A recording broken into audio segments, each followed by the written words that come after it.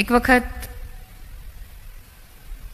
એક સરસ હોશિયાર દીકરાની વહુ, અને જે હોય ને આવે ને બધાને એમ કે મારા મમ્મીજી જેવી રસોઈ કોઈનાથી થાય જ નહીં, થાય જ નહીં. એટલે મમ્મીજી હવાર હાજર રસોઈ જ બનાવી રાખે, કારણ કે સાંભળવાનું ફળિયા મારા સાસુ જેવા કોઈ વાળી જ ન હો, કે એના જેવું આંગણું કોઈ ચોખ્ખું રાખી જ ન. એટલે સવારમાં ઉઠીને સાસુ વાળી નાખે.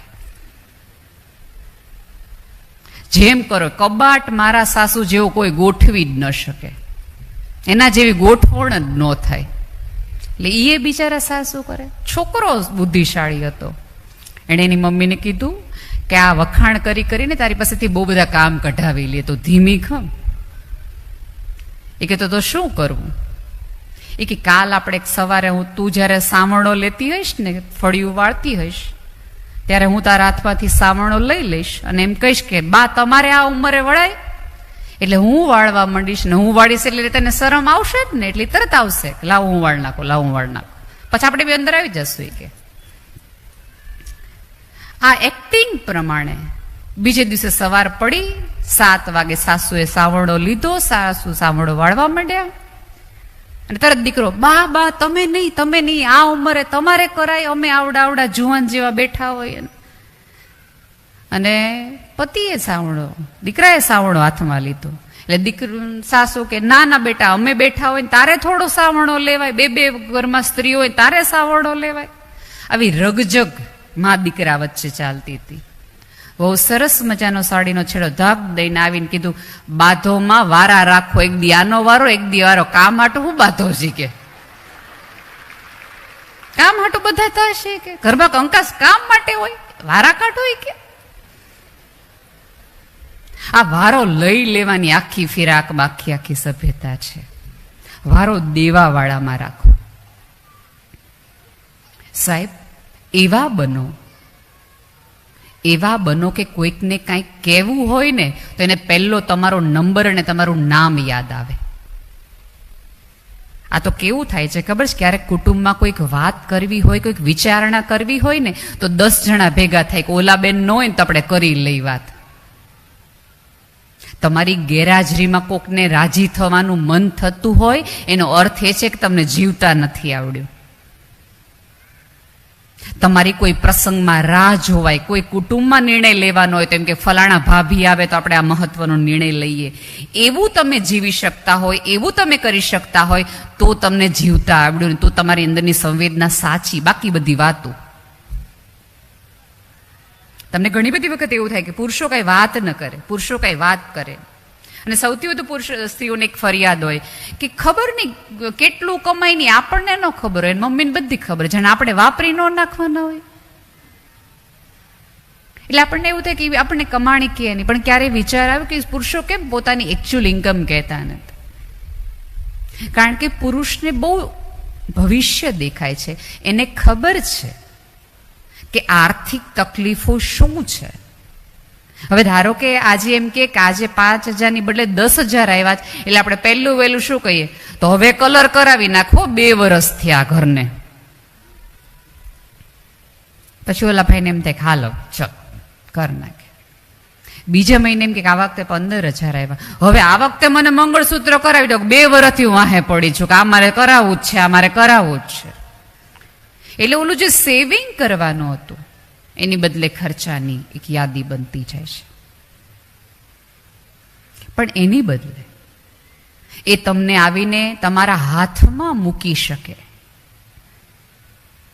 દરેક વખતે આવું હોય છે એવું મારી કોઈ કહેવાની દલીલ નથી.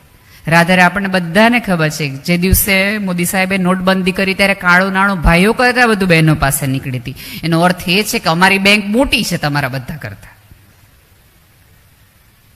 ધીમે ધીમે ધીમે સાચવતા થઈ છે. અંગત રીતે માનું છું કે તમારો સ્વભાવ સારો હશે, તમારી વાણીમાં નિર્મળતા હશે, તમે સંવેદનાથી વાત કરતા હશો તો જગતની દરેક વ્યક્તિ, તમારો પિતા હશે, તમારો પતિ હશે કે તમારો પુત્ર હશે, પહેલું વહેલું એને એવું થશે કે હું આને જઈને કશુંક કહું.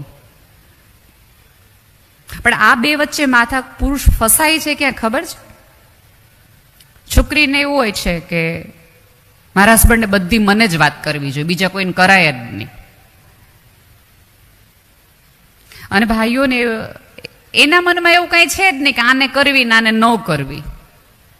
એ ખરેખર એને બે આ કોઈ બેલેન્સ બહુ સરસ રીતે કરી શકે, બધાને એને કહેવું જોઈએ. પણ એ રિએક્શન આવે ને પછી નક્કી કરે કે આને નો વાત કરાય. આ તરત વાયા વાત બર જતી હોય છે. અને ત્યારે ધારો કે દીકરો છે એ પ્રેમથી હૂંફથી પોતાની પત્નીની કશીક વાત કરે છે, ત્યારે તરત જ હવે બધું ન્યા જ તાર કહેવાનું, આવડામાં તો આવડા કર્યા. અને એક ધારો કે પેલા દીકરો છે એ ટુવાલ ન સુકવતો હોય અને લગ્ન પછી સુકવવા માંડે, એટલે આપણે તરત સીધા થઈ ગયા ને, અમે તો કઈ મરી ગયા હતા. ધારો કે છોકરો છે એ રીંગણાનું શાક ન ખાતો હોય અને દીકરાની વવે રીંગણાનું શાક બનાવ્યું હોય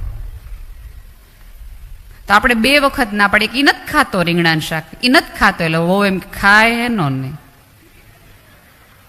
મનમાં, એટલે એ બનાવે રીંગણાનું શાક. અને ભાઈને એવું થાય કે હવે નવું છે ને આપણે ક્યાં અત્યારે કેવું, એટલે ખાઈ લે.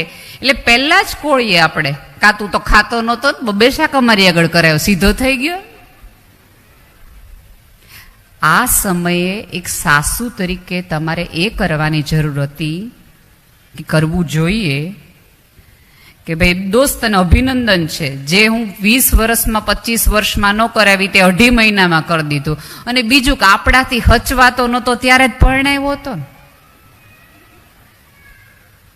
ત્યારે તો પરણાવ્યો હતો. તમે જો આજે પણ તોફાની છોકરો હોય, હાથમાં ન રહેતો હોય, કાંઈ પણ ન રહેતો હોય તો આખું કુટુંબ એમ કે લગ્ન કરાવી દો ને બધું સીધું થઈ જશે. એનો એમ અર્થ એ છે કે બધું સીધું કરવા માટે એક સ્ત્રી જોઈએ. હવે જો તમારી સાસુ તમને આટલી સપોર્ટિવ હોય, તમને એમ કહી શકતી હોય કે વાહ દોસ્ત અમે ન કરી શક્યા તું કરી શકતી હોય, તો એનો ગર્વ લેવો જોઈએ. પણ એનું અભિમાન આવી જાય ને પછી કેમ હવે તમારે બધું મને જ કહેવાનું, એવું નથી. અત્યારે 2 પક્ષ છે. પહેલા સાસુઓ મુજાર હતી. મેં હમણાં જ એક વખત એક વાત કરી હતી કે બધા એવું કહે છે કે અત્યારની છોકરીઓની બહુ ડિમાન્ડ છે, બહુ ડિમાન્ડિંગ છોકરીઓ થઈ ગઈ છે. પણ મારું એવું કાંઈ માનવું નથી. સાસુઓની બહુ ડિમાન્ડ છે. સાસુઓને છોકરી ડાય જોઈ, સંસ્કારી જોઈ, રૂપાળી જોઈ, ઊંચી જોઈ, અંગ્રેજી બોલતી હોવી જોઈ, સાચવતી હોવી જોઈએ, પ્રસંગોમાં આવતી હોવી જોઈએ, આટલી બધી શરત. અને દીકરીઓની એક જ શરત કે સાસુ ન હોવી જોઈએ. એક આ ન હોય તો બધું આપણે કરી લઈશું. ખોટો કોણ માથાકૂટ કરે. જો હવે તકલીફની એ વાત થઈ ગઈ છે, દુઃખ લાગે આપણને, સમાજની આપણે એક એવી સ્થિતિમાં આવી ગઈ છે કે બાયોડેટાની અંદર લખવું પડે છે આપણે બધાએ કે આ લોકોએ લગ્ન પછી તરત જુદું રહેવું પડશે. જે લોકોને ખબર હશે કે અત્યારે સૌથી વધુ પ્રોબ્લેમ છૂટાછેડાના એટલા માટે થાય છે કે 2 વ્યક્તિઓ વચ્ચે બોન્ડિંગ બનાવી શકે ને એવું કોઈ વડીલ ઘરમાં નથી. વડીલ હોય તો 2 જણને છાના રાખે અને ક્યારેક વડીલની હાજરીના હિસાબે તમે બોલવામાં કંટ્રોલ કરી નાખો. 2 શબ્દો ઊંચા અવાજે બોલવા હોય તેમ ત્યારે થાય પપ્પાજી બેઠા જ, મમ્મીજી બેઠા જ, નથી બોલવું. અને તમે બહાર જતા રહ્યો કે રસોડામાં જતા રહ્યો અને એટલી વારમાં તમારું મન શાંત થઈ જાય. પણ હવે કેવું થયું છે કે કાંઈ પણ નાની એવી ઘટના પણ દીકરીના ઘરમાં થાય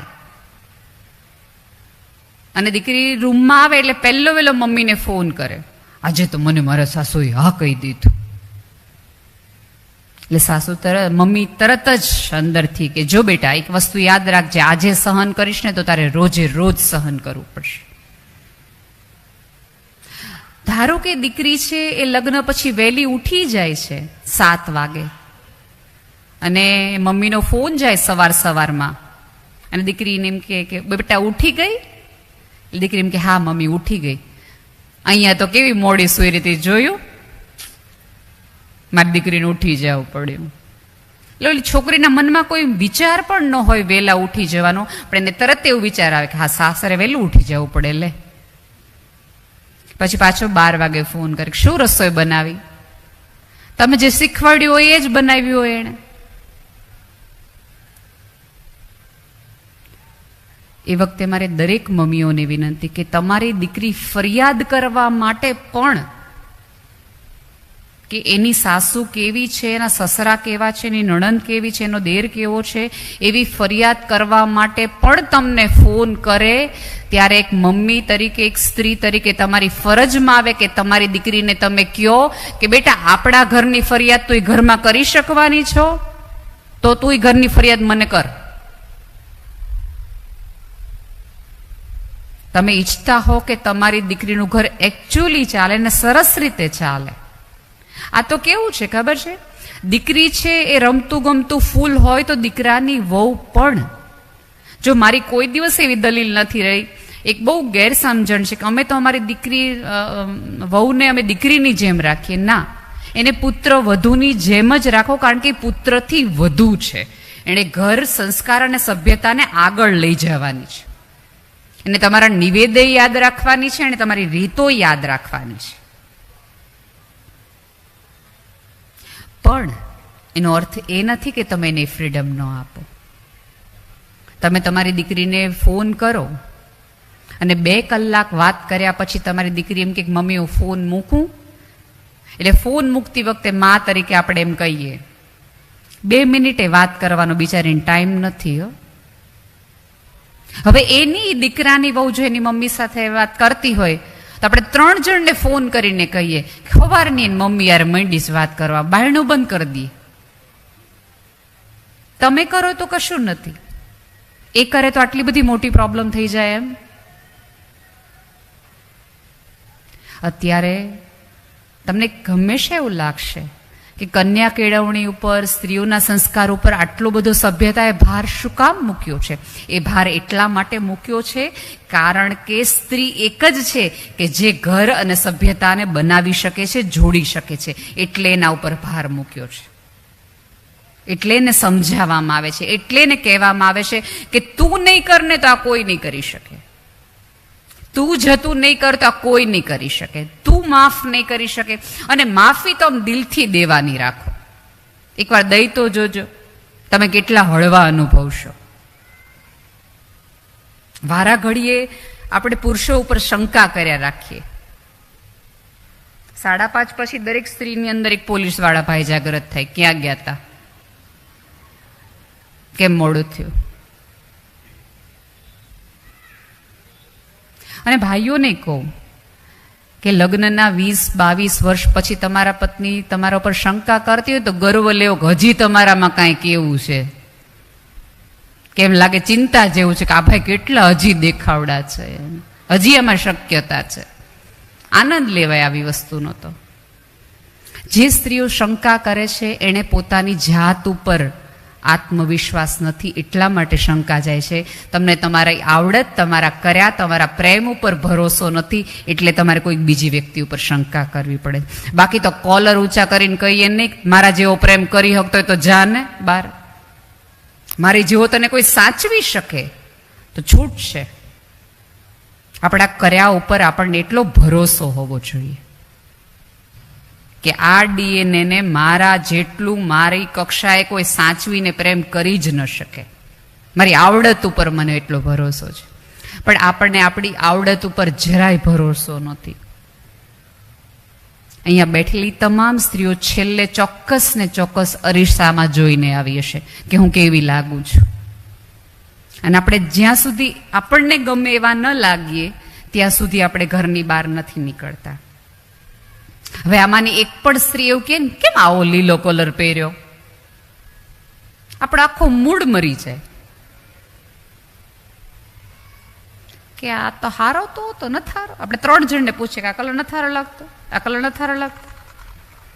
ખબર નહીં ગામના સર્ટિફિકેટ લેવાની આટલી બધી ટેવ કેમ પડી છે આપણને કે કોઈ એક વ્યક્તિ તમને કહે તો તમે દેખાવડા, કોઈ એક વ્યક્તિ કહે તો તમે સંસ્કારી, એક વ્યક્તિ કહે તો તમે એટલા સારા. એક વસ્તુ યાદ રાખજો, ગામનો પ્રેમ લેવાય, ગામના પ્રમાણપત્ર ન લેવાય કોઈ દિવસ. ખુલીને જીવો, ખુલીને. કોઈ કેમ કે ને કે આ લીલો કલર નથી સારો લાગતો તો બહુ પ્રેમથી કહે મને બહુ ગમે છે. અને પરણેલા એની પાસે તો રામબટ તમારા ભાઈનું બહુ ગમું આમાં. સામેવાળા એના બરને ફોન કરે કે હું તમને નથી ગમતી. સામેવાળાના મગજમાં ડાઉટ નાખી દેવાય, આપણે થોડોક ડાઉટ લઈને ઘરે પાછા આવે. જે દિવસે તમને તમારી જાત ઉપર ને તમારી ચોઈસ ઉપર શ્રદ્ધા બેઠશે ને એ દિવસે જ તમારી કરોડરજ્જુ સિદ્ધિ થશે. બાકી બધી વુમન એમ્પાવરમેન્ટની વાતો સાઈડમાં રહી જશે. પુરુષો આગળ એટલા માટે છે કારણ કે પુરુષો અરીસોને ભવિષ્ય જોવે છે. અને યાદ રાખજો, સંઘર્ષ કરતી સ્ત્રીનું સૌંદર્ય સુંદર સ્ત્રી કરતા ક્યાંય ચડે છે. આમાંની કેટલી એવી સ્ત્રીઓ હશે કે 3 ઘરના કામે કરતી હશે, પતિને પણ સાચવતી હશે, સાસુ સસરાની દવા પણ કરતી હશે અને સંતાનોને ભણાવતી પણ હશે. એ સ્ત્રી પૂજનીય અને વંદનીય છે. પણ સમાજ પાસે 2 હાથ જોડીને વિનંતી છે કે સમાજ પાસેથી પૂજાની અપેક્ષા ન રાખો કે તમારી પૂજા કરે, અર્ચના કરે. સમાજ પાસે ગૌરવની અપેક્ષા રાખો. તમે તમારા ઘરેણાના કારણે નહીં, તમારી સંસ્કારના કારણે રૂડા લાગો છો. યાદ રાખજો, ઘરેણા તો આવજાવ કરશે. 10 ઘરેણા પછી એ તમારી સામે કોઈ નહીં જોકે અને સાવ લીરા જેવા વસ્ત્રોમાં 10 જણ આવીને તમને પગે લાગી જશે. કારણ કે તમારું ઓઢણું તમારો સંસ્કાર છે, તમારી આવડત છે, તમારી વાચા છે, તમારી મીઠાશ છે, જેના કારણે 10 જણા તમારી પાસે આવે. તમારા અવાજમાં એવું મરમ હોવું જોઈએ કે કોઈકને એમ થઈ જાય કે અડધી રાત્રે રોવાનું મન થાય ને તો આ સ્ત્રીનો ખોળો મને જોઈ. અને આ જગતમાં પુરુષો રડી નથી શકતા, એ સૌથી મોટી એમની માટેની તકલીફ છે. અત્યારે હાર્ટ એટેકનો રેશિયો જ એટલા માટે વધુ છે કારણ કે પુરુષો રડી નથી શકતા. એ કે કોને? ધારો કે પુરુષ પોતાની દિલની વાત પત્નીને કરે છે ત્યારે ત્રીજા વાક્યે, ધારો કે ભાઈ એવું કીધું કે આ એક નાના ભાઈને 5 લાખ રૂપિયા ખોટા દેવાઈ ગયા, આપણે મૂંઝવણમાં આવી ગયા, એટલે બીજું જ વાક્ય સાંભળે પછી આપણે મેં તમને પહેલા જ ના પડી હતી, તમે દોઢા થઈને ગયા હતા. એટલે ઓલો નક્કી કરે કે અહીંયા ન કહેવાય આજ પછી. એને સાંભળવાની જગ્યા આપો. એની પાસે બહુ ઠેકાણા નથી. આપણી પાસે બેનપણીએ છે, માય છે, પિયરે છે. એના ભાગે પિયરે ન થાય. આપણને ઘરમાં મુંજારો થાય તો આપણે 3 દિવસ એમ કહીએ, મહિનામાં વર્ષમાં 1 વખત કે હું મારા મમ્મીને ફ્રેશ થઈ આવું. એ ફ્રેશ થવા ક્યાં જાય? તો એની મમ્મીને ઘરે જ છે, પિયર તો છે નહીં કાંઈ. અને જોઈએ એમ કે એના ફ્રેન્ડ સાથે બહાર જવા કે હું મારા ભાઈબંધ સાથે ફ્રેશ થવા જાઉં તો તરત આપણે કા અમે હું નડીશ તમને. એટલે એમને ખાસ આનંદની જોગવાઈ છે નહીં. અને ભાઈઓને વિનંતી છે કે થોડું ઘરે કહેવાનું રાખો, શ્રદ્ધા સાથે. હૃદય ખોલવાનું ડોક્ટરને બદલે પત્ની પાસે, મા પાસે, બેન પાસે રાખો. કારણ કે સ્ત્રી પાસે એવા સવાલોના જવાબ છે જે સવાલની કલ્પના તમે પણ નહીં કરી હોય. એની પાસે એવી હૂંફ છે, ઉપરવાળે કોઈક એવી એને એના સ્પર્શમાં એવી હૂંફ મૂકી છે કે તૂટેલાને પણ એ સાજા કરી શકે છે. અને એ દરેક સ્ત્રીનો છેડો અને રૂમાલ નસીબદાર છે. ફરીવાર કહું છું, એ દરેક સ્ત્રીનો રૂમાલ અને સાડીનો છેડો નસીબદાર છે કે જેમાં એને પોતાના પુરુષના આંસુ લૂછવાનું નસીબ થયું હોય. કારણ કે તમારી વ્યક્તિએ તમારા ઉપર એટલી શ્રદ્ધા મૂકી છે કે રોવાનું ઠેકાણું હોય તોય આ વ્યક્તિ, અને હસવાનું ઠેકાણું હોય તોય આ વ્યક્તિ. પૂછો તમારી જાતને કે તમારે આવી ઠેકાણાની યાદીમાં બનવું છે કે જવાની યાદીમાં બનવું છે. જીવન તો બહુ નાનું છે. એક વખત જંગલમાં આગ લાગી અને આગ સામાન્ય રીતે ફેલાઈ બહુ જલ્દી જતી હોય છે. વાતોની હોય, અફવાઓની હોય કે કોઈ પણ પ્રકારની હોય. જંગલમાં આગ લાગી અને બધા વનદેવીએ બધા પ્રાણીઓને કીધું કે નીકળી જાઓ, હવે જંગલ સળગી જાય એમ છે, અહીંયા કોઈ બચે એવું જ નથી, બધા નીકળી જાઓ, બધા નીકળી જાઓ. બધા પ્રાણીઓ ધીમે ધીમે ધીમે ધીમે જંગલ છોડીને જતા રહે છે. એક ચકલી છે જંગલને છોડીને જતી નથી. તળાવમાં જાય, પોતાની નાની એવી ચાંચમાંથી જેટલું પાણી આવે એટલું પાણી એ જંગલની આગમાં નાખે, જેટલું પાણી આવે અને નાખે. વનની વડવાઈઓ પણ ચકલીને કહે છે કે આ આગ એટલી મોટી છે કે તારી ચકલીમાં આવતા પાણીના ટીપાથી ઓલવાઈ શકે એમ જ નથી, તું ચાલી જા, મરી જઈશ. ચકલી માનતી નથી. છેક સુધી એ પ્રયાસ કર્યા કરે છે કે આગ ઠારે, આગ ઠારે, આગ ઠારે. ઉપર જાય છે અને બધા પૂછે છે કે ભાઈ કેમ આવું કર્યું? ત્યારે ઉપરવાળાને કીધું કે તમે યાદી બનાવશો ને કે જંગલમાં આગ લાગી હતી ત્યારે ભાગવા વાળા કોણ હતા, ઠારવા વાળા કોણ હતા. ઠારવા વાળામાં મારી નામનું યાદી આવે ને એટલા માટે મેં કર્યું છે. દોસ્ત જીવવું હોય તો કોકના હૃદયની આગ ઠારવા વાળામાં યાદી લખાવો. નાની એવી વાત તમને કોકની મળે તો આપણે 4 જણને ફોન કરીને કહીએ શું નવીનમાં? એટલે ઓલા કે કાંઈ નહીં. લે કેમ? ઓલાનું તૂટ્યું તમને નથી ખબર? તો હું ગામમાં રહ્યો છું. એટલે એમ કે એમ ઠીક, હાલો ત્યારે મારે બહુ કામ છે એટલે મૂકી દઈએ. પછી બીજા જણને ફોન કરીને આપણે કહીએ શું નવીનમાં? પછી આપણે તૂટવાના કારણો ખબર હોય કે ન ખબર, સિરિયલમાંથી જોઈને આપણે 4 ઉદાહરણો આપી દઈએ ને કહી દઈએ. ક્યારેય વિચાર્યું છે કે જેના ઘરે તૂટ્યું હોય એની પીડા કેટલી છે? એક વસ્તુ યાદ રાખજો, વ્યક્તિ ગમે કે ન ગમે, તૂટવાની તકલીફ તો દરેકને હોય. કોક 2 વ્યક્તિ મળતા હોય ને તેને બાંધવાની યાદીમાં, ઠારવાની યાદીમાં રહેજો. તમને કોક આવીને કહી જાય, તમારી કાનને એટલી ખંજવાળ આવતી હોય તો સામેવાળાને કહેવાનું રાખો કે ભાઈ તારે શું છે. 2 વ્યક્તિઓ મળતા હોય ને એમાં જા સેલોટેપનું કામ કરો, કાતરોનું કરવાના બદલે.